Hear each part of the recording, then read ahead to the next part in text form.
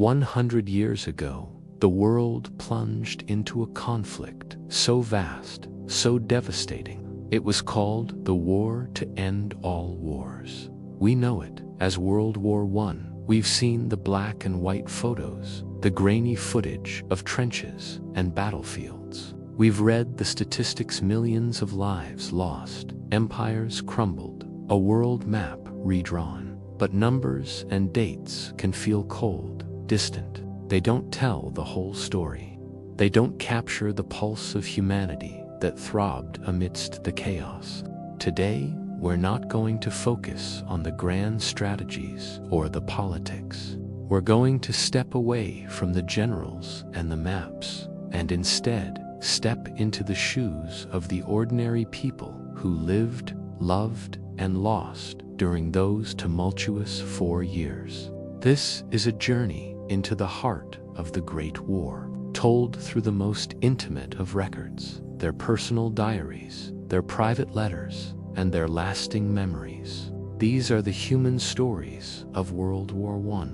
Imagine you're a young soldier, barely out of your teens, huddled in a muddy trench on the Western Front. The air is thick with the smell of damp earth and fear. The constant roar of artillery has become the soundtrack to your life. What do you think about in the quiet moments between the shelling? What do you write home? Let's listen to Private Harry Drinkwater, a British soldier. In a letter to his sister in 1917, he didn't write about the horrors of battle. Instead, he wrote, "The larks are singing this morning, just as if there was no war on. It seems strange. You would hardly believe we were only a few hundred yards from the Germans. We had a bit of a sing-song last night, and the fellows are in great spirits. Don't worry about me." Amidst the constant threat of death, Harry found solace in the song of a lark, a simple, beautiful sound of a world he longed to return to. He focused on a moment of camaraderie, a sing-song in the trenches, to reassure his family, and perhaps to reassure himself. This wasn't a soldier. This was a boy who missed his home, trying to find a sliver of normalcy in the most abnormal of situations. But it wasn't just the soldiers on the front lines. The war rippled through every corner of society.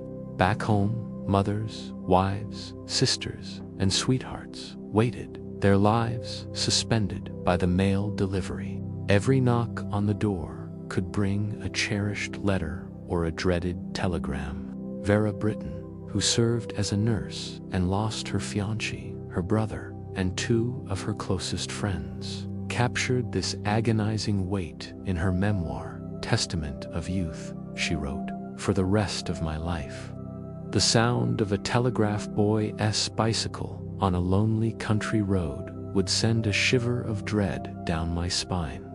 Her words transport us directly to that feeling of suspended anxiety, the hope and fear intertwined with every passing moment.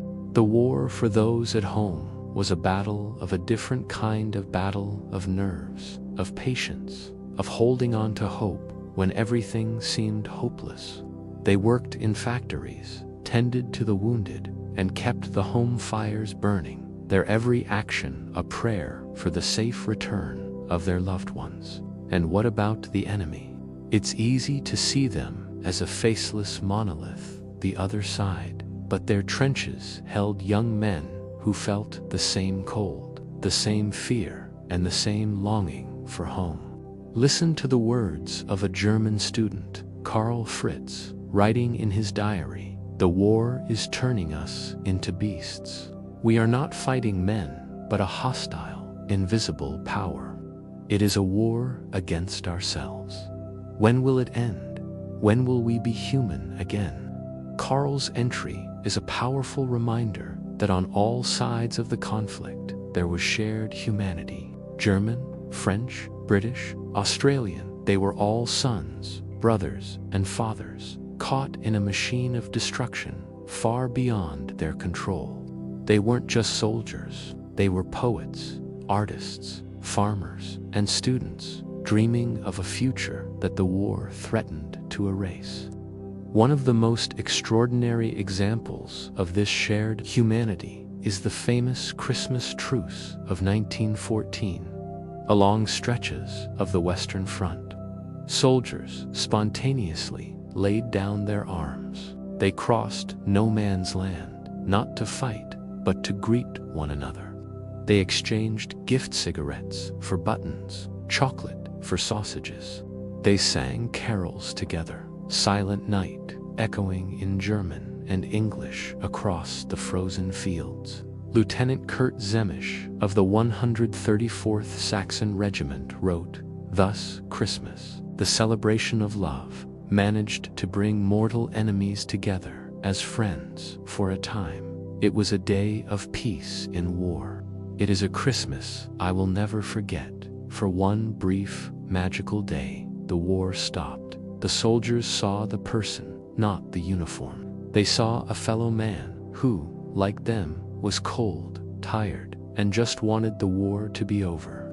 It's a poignant testament to the enduring power of the human spirit. The generals on both sides, furious at this fraternization, issued strict orders to resume fighting. The war machine cranked back into gear, and the men who had shared a song were once again forced to aim rifles at each other. The brief moment of hope was swallowed by the reality of conflict. As the war dragged on, the physical and mental toll was immense. The term shell shock entered our vocabulary to describe the deep psychological trauma soldiers endured. Today, we call it PTSD. Nurse Mary Borden, working in a field hospital, described the men who came in, not with physical wounds, but with shattered minds. There are no names for the things they see, she wrote. Their minds are full of images that have no place in the world of the sane. They are the living dead, men who have been to hell and back, but left a part of themselves there. Her account is a vital reminder of the invisible wounds of war, the scars that last a lifetime, long after the physical injuries have healed. It underscores the importance of mental health support for our veterans, a conversation that began in the makeshift hospitals of World War I. If you or someone you know is struggling, please remember there is help and there is hope. Resources and support lines are available, and reaching out is a sign of strength. When the armistice was finally signed on November 11, 1918, the world celebrated. But for those who had lived through it, the silence of the guns was deafening. The world had changed forever. They had to learn how to live in a world without the constant threat of war, how to piece their lives back together, and how to remember the millions who would never come home. Harry Patch, who became the last surviving combat soldier of World War I, said before he passed away, "War is organized murder and nothing else." He spent his final years campaigning for peace, ensuring that the stories of his fallen comrades were not forgotten. He didn't want them remembered as heroes, but as victims. These diaries and letters are more than just historical documents. They are time capsules of emotion, raw and unfiltered. They are a bridge connecting us, a century later, to the very real people who endured the unthinkable. They teach us that behind every statistic, there is a human story. Behind every soldier's uniform, there was a person with hopes, dreams, and a family waiting for them. By listening to their voices, we do more than just learn about the past. We honor their memory. We acknowledge their suffering, their courage, and their profound humanity. And we are reminded, in the most powerful way, of the true cost of conflict and the preciousness of peace. Their stories are a plea from the past to our present and our future. Never forget. Thank you for joining me on this journey through the human stories of World War I. If these stories moved you, Please consider sharing this video to help keep their voices alive. Subscribe for more deep dives into history. Until next time, take care and remember the lessons of the past.